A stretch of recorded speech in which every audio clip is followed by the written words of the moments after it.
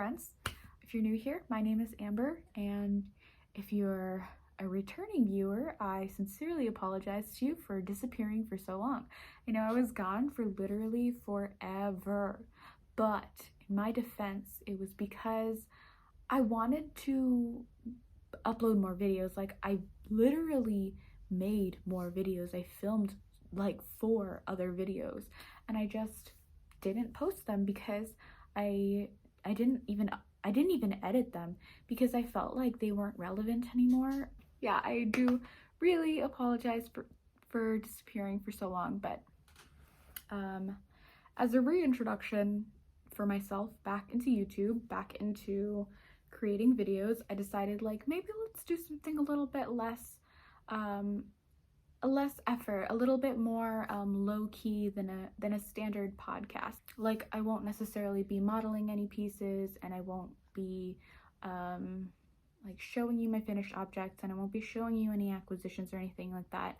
I think today is going to be about just knitting. I have my knitting right beside me, and I think we can do a little bit of a knit and chat. Like, I get inspiration for doing videos like this from watching people like Well Love Knits, where she makes like the most calming, the most well-produced videos that I have seen on knitting. And the thing is, like, I'm sure if you are in this community, if you're familiar, you know who she is. Like, she's a pretty popular YouTuber in the community at this point. So yeah, I think she's kind of the inspiring force behind this whole like video that I'm making right now. I like watching knit and chats. I like seeing other people knit while I knit, and for the most part I would assume that the people who are watching this probably have a project on their needles right in front of them as well, right? I don't think I'd be crazy in making that assumption at all. But let me tell you a little bit about the yarn that I'm using. I got this beautiful yarn from a festival that I went to not too long ago. They had the Maryland Sheep and Wool Festival in mid-May or early May or something like that, and obviously I had to go. It's really not that far from me. I think it was like maybe an hour or so away from where I live, and I couldn't pass it up. I've heard it's like one of the biggest yarn festivals on the East Coast, and I just had to go.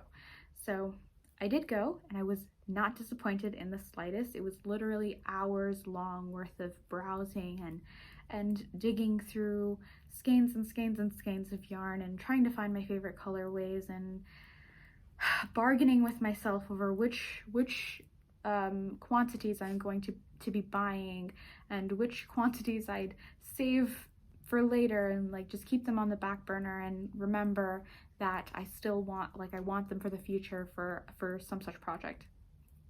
I was really making a lot of deals with myself that day, like, okay, I'll buy this yarn, but I really want this yarn, so I'll just keep that in mind for the next time I want to make a yarn purchase, you know?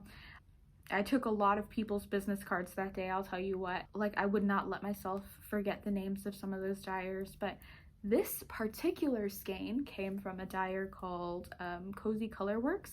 I first encountered them at the Alpaca and Wool Festival in November in Maryland, and that was great. I thought that was a large festival when I went, but this one was a lot bigger. Yeah, the Cozy Colorworks was at that one as well, and I genuinely fell immediately in love with their colorways. I saw like 10 different colorways that I did not want to walk away from at all, and the first time I encountered them in November, I ended up buying like three different colorways from them. I'm not gonna lie, I did not hold back at all. Some of which you can see right behind me, like that rust color, that white color, but it's actually, if you get close to it, it's like a speckled rust and blackish, like charcoal. It's gorgeous, absolutely lovely. And then also that charcoal color right there. So I bought all of those. I have a specific design that I want to do for it, but I'm waiting for fall to start on it because I am hot now and I do not want to work on cardigans at the moment because they are a little too much for me to handle. So I'm saving that yarn for them. But yeah, I ended up encountering them again at the Maryland Sheep and Wool Festival, and I found this gorgeous colorway that looks like, I don't know, it's so strange. It's like a self-striping but lightly speckled variegating yarn. I'm obsessed with it, and it looks almost slubby from a distance, right? Like if I hold it back here, it looks slubby, but if you look close, it's really not. It's just that the color shifts so quickly that it's hard to tell. It's hard to tell that this is like a perfectly even fabric that it forms. So I'm extremely into this. It's called Starry Night, and honestly, the thing that like nailed it for me, the thing that like really sold to the yarn for me, was that as I was browsing, I think it was the owner, but whoever was standing at that stand, they saw me browsing, and I guess they must have been like, wow, she's been staring at this yarn for quite some time now. And she was like, hey, did you know that it took us like I think it was like 2 or 3 weeks to name that colorway? And I was like, it took you multiple weeks to name this colorway? Like, it shocked me because this is just Starry Night, right? And they named it Starry Night, but like, how can it apparently they didn't even consider that until somebody like brought it up on a whim, and they were like, oh my god, why didn't we think of that? And after hearing that story, after hearing like the history of the yarn and a little bit about behind the scenes, I was just like, I have to get it now. Like, I know a little bit more about it. I'm in love with the colorway. It's so unique. I usually don't like colorways that are this busy, but something about it just spoke to me. Normally I choose tonals and solids, and this just spoke to me, man. I had to take a shot. I had to choose a little different of a flavor than I normally do. And I do not regret it at all. Like, this is just a stunning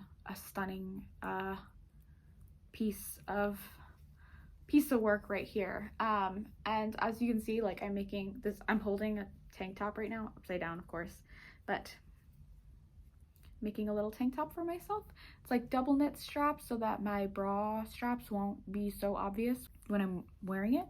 And the ribbing is what I'm working on at the moment, and it is pooling in such an interesting way. It's almost like striping, like yellow, black, blue, and it's so cool next to the rest of the work, which very clearly is like striping in the other direction. I am absolutely in love. It's such a unique piece. I definitely know that this is not going to be everybody's flavor. Like, this is not a standard classic or timeless looking colorway, but I do think that this is going to be the perfect piece for me. I sometimes crave louder patterns and colors and stuff like that in my wardrobe, and knitting has muted my palette a lot. If you've seen my previous videos, for the most part I stick to blues and greens and browns and neutrals and stuff like that. And sometimes, you know, you just gotta break out of your comfort zone and pick that 5-color five colored colorway and make that garment that looks like the Starry Night exploded on your body. But the tank top itself is a self-draft. I made this kind of like freehanded it, like just cast on enough stitches to fit around my body a little bit, like nicely, not too tightly, but decently well, with a little bit of negative ease, so it fits like a nice fitting cropped tank top, and it works really well. I actually made another tank top as well, with actually another yarn that I got at the Maryland Sheep and Wool Festival as well. So it's this one. Sorry if it's a little bit wrinkled. I haven't even blocked it yet. I just finished it not too long ago. But I had some extra skeins from a sweater that I made for my boyfriend. I made him the anchor sweater for his birthday. So the Maryland Sheep and Wool Festival was literally like early May. I bought the yarn at that festival and I knitted him an entire anchor sweater by the end of the month for his birthday, even though his birthday is like right at the entry of summer. So he can't even wear it right now because it's too hot. But that's okay because he likes it, and I think it's really cute, and I think it's really soft, and the color itself is genuinely stunning. Here, let me show again. But it has like, it's a beautiful tonal. Like you can really, I feel like you can kind of even see the shifts in the colors. Like some areas are lighter and some areas are darker. But imagine an anchor sweater in this. I would show it to you guys, but I don't know where it is at the moment. And honestly, I still need to block it. So it's definitely not done. But that's okay. I finished knitting it, and that's done enough for me at the moment. It's not like he can wear it, so what is he gonna complain about, right?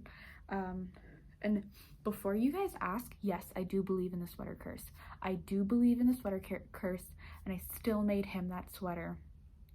But I did make him promise not to break up with me, so if that counts for anything, well, my fingers are crossed. The entire time I was making it, I was like, why am I doing this? I am so superstitious. This is such a bad like omen for me to be doing this. And then the entire time we were just having like lovely times together. We were getting along perfectly, and like all of that stuff, like as we always do. Nothing was going wrong. There was zero drama. And yet here in my mind, I'm like, I am making a sweater for my boyfriend, and there is literally a well-known curse about it.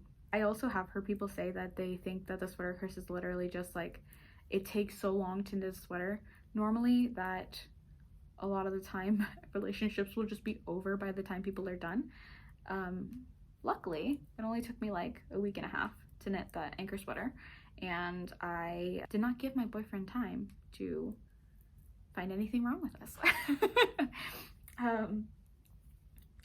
But yeah, so that was another yarn that I had bought during the Maryland Sheep and Wool Festival, and obviously I've already used it.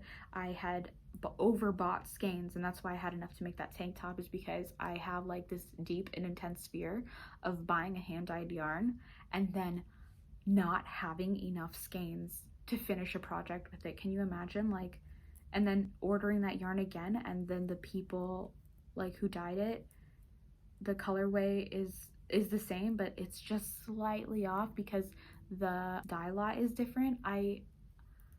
My worst fear realized right there, like that sounds like a disaster to me. So I overbought by a lot. I literally still have enough yarn to make something else too, like something really small. I would say maybe definitely not a hat. Like I don't have enough for a hat, but maybe like a headband or a scrunchie. I don't really wear headbands, so scrunchie might be the way to go. But I also have been thinking about like making a hair ribbon, so like something that I could put to put my hair like this, or something. I don't know, my hair is like oily right now, so it looks funny, but you know, like just something to keep my hair like that. And I think that would be really, really cute, and it would take hardly any yarn to actually create. So a nice like scrap project. And I did actually buy one last colorway from the Maryland Sheep and Wool Festival, and it was that right here, this like whitish one right behind me. I hope you can see that, but it's it's Miss Babs yarn, so it's a light blue. It looks white, but it's actually light blue in person, and it has a ton of very like light speckling on it, like light blue speckling on it. So it has a little bit of like visual texture without being a completely just solid color. It is, if you can believe it, that those two skeins right there are well over 1,000 yards. So I definitely think I have enough to make something like a cropped cardigan out of it or something like that, and that's definitely what I plan on doing. Depending on my gauge and the way I knit it, I'm hoping that I should have enough, and honestly, if I don't have enough, that's okay. I'll just use like different colors for like the cuff or something like that. So, or the like a button band or something like that. So I'm trying not to stress too much about that, but even if I mess up, like, I don't know. This is why I always overbuy, but I did not want to buy like 1,500 yards of this color and then have way too much, because then it just feels wasteful. Um, for my boyfriend's sweater though, I had to do that. Like if I didn't have enough for that sweater, I would have felt like his birthday was ruined. So it was for me, it was for him. And that's my excuse. But yeah, it was really nice going to that festival. Like there were so many sheep there. Like I said, it's like I think it's supposed to be one of the biggest yarn festivals on the East Coast. There were so many sheep. There were so many dyers. But essentially, you go in there and there are tents and tents and multiple barns full of like people, vendors selling their wares, and it could take you hours to go through it. Some of the buildings were full of vendors, like I said, but some of the buildings were full of sheep. And there were just like people like shearing their sheep right in the middle of the walkway, and you just get to watch them and listen to them, and like it's so interesting. And personally, I'm not sure about you guys, but I don't have that much experience like handling or like hanging out around sheep. So hearing them is very interesting to me. They sound like very, they sound like this. They sound uh, but like lower pitched. They sound like very bored men. Um, they sound like grown men. Um, if I were to close my eyes and walk into that barn and like not be able to smell anything, of course, I would think that I was in a room full, like a choir of extremely bored men was just making an sound the entire time. Not sheep. I wouldn't have thought sheep. That's definitely not what my first thought would have been. So I don't know if that makes me sound like an idiot, because but I mean I'm not a city girl, but I live in the suburbs, and you don't really come across too many sheep around these parts. Um, that being said, I would love some sheep of my own. I would love to be able to have such easy access to wool that I could knit. I have a dog, but I don't think he would be, I'm looking at him right now, he's stretching. I don't think that he would appreciate me knitting his fur. So I don't think that that's gonna happen anytime soon. And plus, he's like 9 pounds. I think it would take his entire lifetime to create enough fiber to create any sort of garment of that of any kind. And on top of that, I can't really fathom the idea of wearing my dog's hair as a sweater. That seems really uncomfortable to me for some reason. I don't know how it's different from like sheep, but something about wearing my dog's hair doesn't sound good to me. How did we get to that topic? How did I get off on that tangent? I don't remember anymore. Okay, anyways, I was talking about this tank top. Okay, yeah, so this tank top is a self draft. This tank top is a self draft. And let me tell you, when I was making this tank top, oh, the worst heartbreak ever. I knitted this thing. I worked so hard on the cups and all. Like, obviously it was freehand, so there are mistakes that happen along the way with all kinds of projects that are like that, but I've never experienced anything this bad before, and it is totally my fault, like 100% my fault. I made that tank top, I made the cups, and then as I was getting to the body, like the going knitting in the round for the body, I accidentally twisted it, and it was like a loop-de-loop, like it was like this. um and I didn't notice for like 2 inches, and by that time I it felt, definitely it felt too late. I tried to frog it multiple times actually. I tried so hard to frog it, but for some reason it just was sticking to itself, and it was becoming extremely impossible to frog, and the yarn was just tangling, and everything was just falling apart. So I freaked out. I had a moment of sheer panic, and I cut it. I cut it with my scissors, and that was such a terrible mistake. Like, I really overreacted, and I don't know what caused me to make that sheer moment of panic decision, but I ended up like cutting it crazily, like uneven and everything like that, which made it even harder to frog. And I ended up like picking out so much yarn, and I wasted so much beautiful yarn because of that moment of panic. Luckily it was only a couple inches, but regardless, like that ended up being significant enough for me to feel like my heart was breaking. In the end, it worked out though. Like, I obviously had more than enough to finish, and it looks beautiful. You can't even tell that there was ever a horrible, heartbreaking fiasco that took place in order for me to be able to create this. And the only remnant of my mistake is right here. Right here, and you can't even see it. Really, I mean, maybe if you looked closely you could see it, but don't look too closely and there won't be a problem, right? Anyways, I used those lessons learned to make this one correctly, but honestly there shouldn't have been any lessons learned in the first place, because that was such a rookie mistake. Like, I've been knitting long enough to not make those kinds of mistakes. It is truly the first time I have ever accidentally twisted my knitting before. I have never done that previously, and I have so many regrets about doing it even this once. In the meantime though, that's fine. I have had a great time with this project. It's been completely smooth sailing. It is like a fingering weight tank top though, which is good because it's the summertime and I want to make sure like it's breathable and everything like that.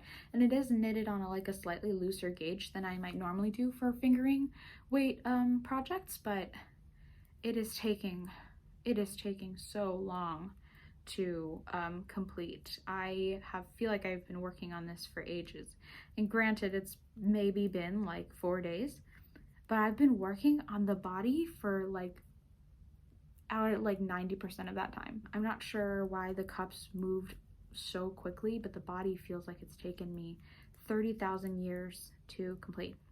Kind of like the reason why I'm knitting so many tank tops is because in September my boyfriend and I are going on a lovely little trip to Hawaii. I'm so excited, and we need some like nice summer clothes. I obviously have like good summer clothes and everything, but I just wanted to be able to bring some of my knitting along on my vacation, and I was worried that it would be too hot for me to be able to wear anything, and I don't like knitting with cotton, which adds like another wrinkle to that whole debacle. Like, I want to wear summer clothes, but I don't like cotton, and I have only wool right now. So here I am using fingering weight yarns to create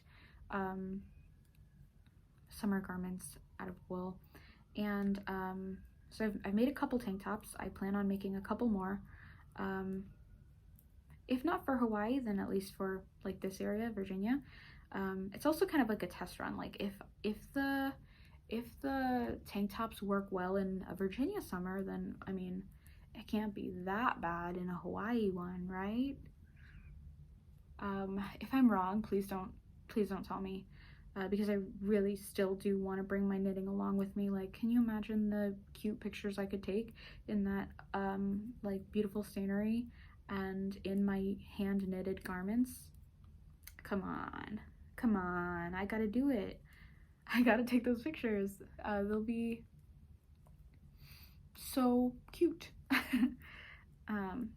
yeah, and so I have that trip planned, but then I also have another trip planned, which is so exciting. Like, I've hardly traveled at all since COVID, so having multiple trips is really cool to me. But my boyfriend and I are also planning to go to Dublin, and that one is kind of like a valid reason. Like, I'm actually going there for work, and my boyfriend is just kind of tagging along. Um, we're gonna work for a week there. Both of us are remote, so it's not that hard to be able to do. I'm just going to Dublin because there's an office there, and I'm visiting the team and that works over there. And so but my boyfriend will probably still remain working remote while we're in that country, while we're in Ireland. Yeah, so we are planning on doing a week of work, and then like potentially a week, like half of a week or weekends. So we're planning on doing a week of work and then weekends and like half of a week to kind of explore the city as an actual vacation. So we have some things kind of set already, but mainly what I'm excited for is like the wool and like the sheep culture. I know that's like, obviously this is, as a knitter, this is obviously the first thing my mind goes to, right?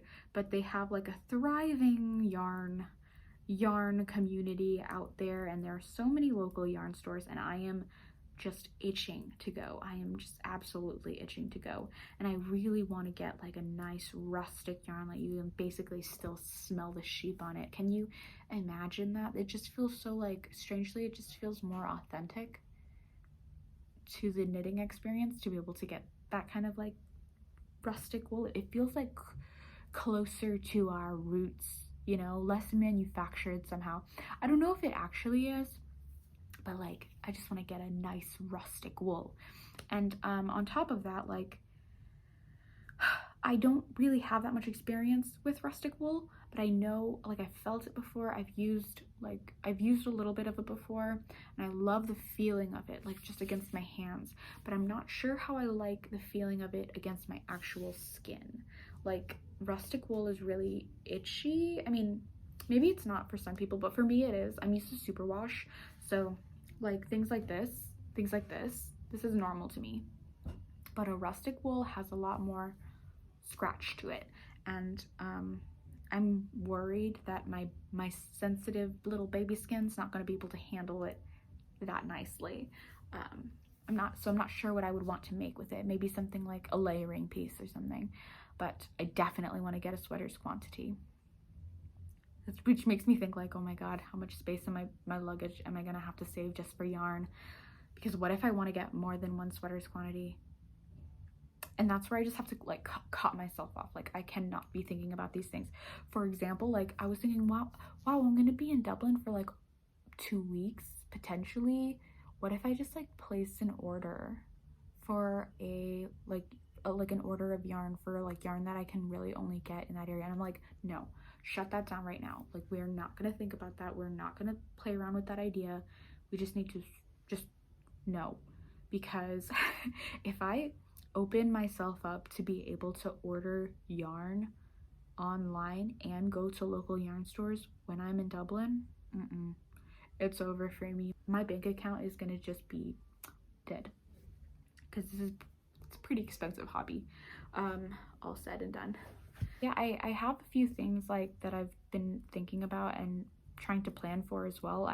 With these kinds of trips, I feel like I need a 10,000 foot view, or else I just panic. I'm just like in an absolute state, not sure what to do, not sure about anything.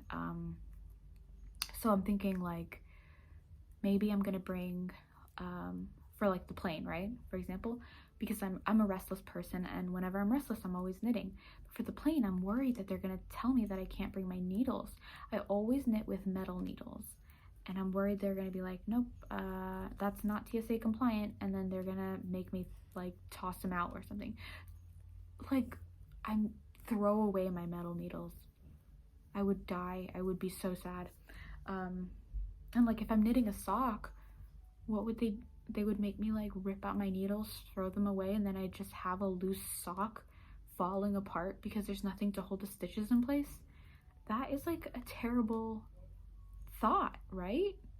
So in response to that, I feel like wooden needles may be the way to go. I feel like they're probably safer and less likely to be taken from me, like confiscated from me. So I feel like maybe I'm gonna go the wooden needles route and hope for the best on that front. And I think like socks don't take that long to knit either, so they may just be like a plain ride knit. I'm not sure if that's me being over ambitious, but like I'm when I'm not talking to you guys like this, I'm a much faster knitter. So I think I could easily finish a and like pair of socks between the plane rides, between waiting in the airport and whatever like various travel that I have to do. I think that could be totally feasible. But like, let's consider like, what about the projects that I want to do outside of that? Like, what if I'm going to be there for so long? I would usually finish like potentially 2 projects, even 3 projects in that time. So what am I going to have on the needles when I'm actually in Dublin? Or will I have free time at all between sightseeing and working and whatnot? My thought is, this is my plan. Obviously finish my plane project, but then maybe go to the yarn store, buy enough yarn to finish a different project, and then just do that. Like, start a project using that yarn instead. And then I don't have to worry about packing additional yarn on my way there, like packing project yarn for my way there. I do have to worry about storing the yarn on the way back. So I still have to consider that luggage space, but I don't know. If you have tips about like traveling, knitting, traveling, all of that stuff, please let me know. I'd love to hear what you have to say. I have literally so little experience with flying and with travel. Any tips would help. I would love to hear them, because I have hardly been on a plane since since I moved to America, since I moved to this country. I've been on a plane maybe one time. Yeah, maybe one time, and it was years and years and years ago at this point. So I don't know anything, and I could use your help for those knitters who have traveled. So I guess what that means is I kind of have 2 vacations planned. One is for work. A vacation for work. That doesn't make any sense. But one trip is planned for work and, in my mind, yarn and maybe some, castle touring and whatnot. And then the other trip is like actual relaxation and like being on the beach and having a nice time. So that's kind of what I have in the cards for the future. I'm very excited about both of those things, but obviously like Dublin is literally a month away, and I'm already planning the projects that I want to do. Like, I'm already planning how am I gonna fit the yarn that I need on my trip with me, and I think that's got to be a real relatable thought process for my fellow knitters out there, right? Please agree with me. Support me. Anyways, I'm almost done with this. I as you can see, like, you can see the clear delineation between the actual body and the ribbing, but the ribbing is almost done, and I want to do like an Italian bind off. I have recently discovered an intense and deep love for the Italian bind off. Like, previously I would just do like a standard bind off, or just some random other techniques that I found, and everything that I did, it felt too tight, or if it wasn't tight, then it flared. Like the stretchy bind off that I would use would just flare too much, and it was so annoying to me, and I couldn't figure out like a bind off that I liked more. I had done the Italian bind off previously, and I don't know, I didn't really like the way it looked, and I didn't really like the act of like using a needle and threading it between the stitches and all that stuff, but I thought that was boring to me. And then something just like switched up for me. Like I very suddenly, very immediately decided that Italian bind off is my favorite. I don't really want to do any other bind offs, and this is the best. It looks the best, it stretches the best, and I have no interest in doing any other kinds of bind off. Like I did it for this one, and it's so straight. Like it's so straight and yet so stretchy too. Like there's so much stretch to it, and it has the elasticity to come back and still look really straight and really nice. And so I just feel like it's the most finished, the most like polished look. So it's definitely my preferred method right now. It just takes a long time to do, and considering this has like over 200 stitches on it, since it's fingering weight yarn, it is going to take me maybe a lifetime and a half to finish it. So I'm not excited for the length of time that it'll take, but I do find a lot more joy in doing the bind off itself now, like with the needle, with threading it through the stitches, all of that stuff. I find a lot more joy in it. It gives my hands a rest. Like sometimes my hands just get tired of like the repeated motion of knitting, so being able to thread things through and all of that stuff, it is a nice break while I still feel productive, because I'm actually still doing something. Because I'm still actually doing something to finish the garment. But I've kind of been rambling now for quite some time. It looks like the time is at 40 minutes now, so I'm going to stop myself. I'm going to cut myself off,